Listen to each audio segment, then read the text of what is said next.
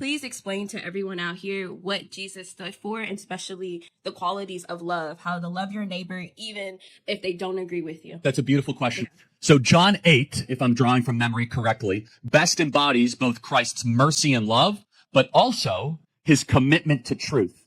And sometimes in the modern gospel, we overemphasize the grace and we underemphasize the truth. Yeah. And so we are far too willing to say, hey, Jesus loves everybody, but we don't get to the second part of the conversation that says Jesus doesn't want you to live in sin.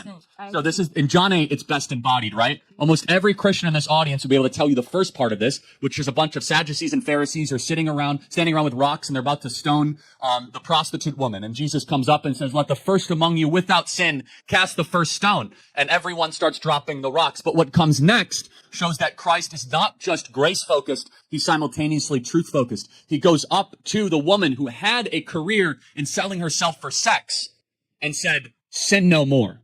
Now, imagine today how much trouble you would get in if you would go up to somebody and say, stop sinning.